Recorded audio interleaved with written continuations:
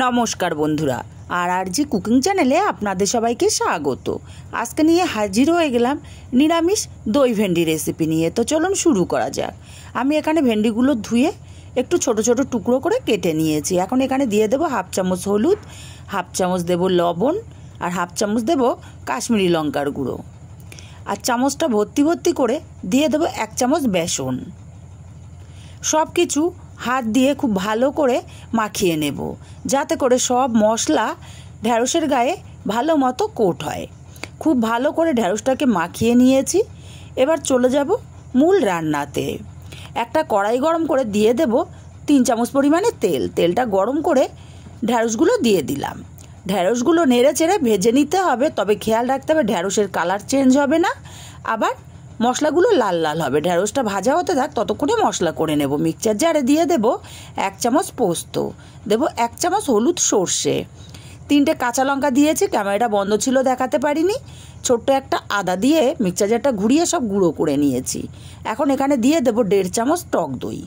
অল্প পরিমাণে জল দিয়ে মিহি করে পেস্ট রেডি করে নেব। আর এদিকে ঢ্যাঁড়সটাও দেখুন কালার চেঞ্জ হয়নি, মশলাগুলো বেশ লাল লাল করে ভাজা হয়ে গেছে।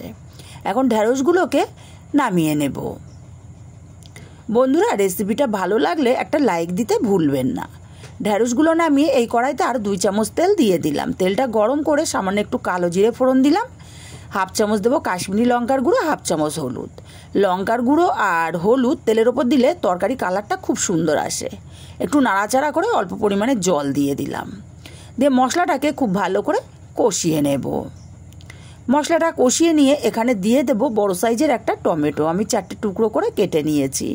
টমেটোটাকে দিয়ে একটু নাড়াচাড়া করে এখানে দিয়ে দেব স্বাদ অনুযায়ী লবণ। আমি তরকারিতে যতটা লবণ ব্যবহার করব সেই লবণটাই এখন দিয়ে দিলাম।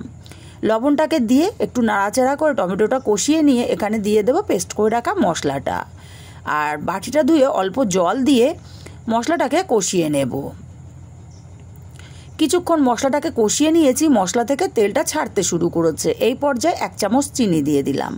অবশ্যই চিনি দিতে হবে, যেহেতু টক দই আর টমেটো দেয়া।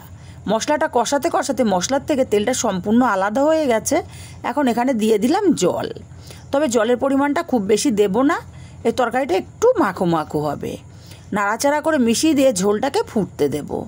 ঝোলটা টকবক করে ফুটতে শুরু করেছে। এখন ভেজে রাখা ঢ্যাঁড়সগুলো দিয়ে দিলাম। ঢ্যাঁড়সগুলোকে দিয়ে ভালো করে নাড়াচাড়া করে মিশিয়ে ঢাকা দিয়ে আমি 7 থেকে 10 মিনিট রান্না করে নেব। 10 মিনিট পর ঢাকাটা খুলে নিয়েছি। এখন একটু নাড়াচাড়া করে দেবো, আর ঢ্যাঁড়সগুলো খুব সুন্দর মতো সেদ্ধ হয়ে গেছে। এখন দিয়ে দেবো 4টে চেরা কাঁচা লঙ্কা। কাঁচা লঙ্কাটাকে দিয়ে একটু নাড়াচাড়া করে এইভাবে আমি আরও মিনিটখানিক রান্না করে নিয়েছি। তরকারিটা আগের চেয়ে অনেকটাই শুকনো শুকনো হয়ে গেছে, তেলটা ছেড়ে দিতে শুরু করেছে। কড়াটা আমি নামিয়ে নিয়েছি, তরকারিটা আলাদা পাত্রে নামিয়ে নিচ্ছি। এরকম একটা তরকারি থাকলে ভাত, রুটি, পরোটা খাওয়ার চিন্তাই করতে হবে না। রেসিপিটা কেমন লাগলো কমেন্ট করে জানাতে ভুলবেন না।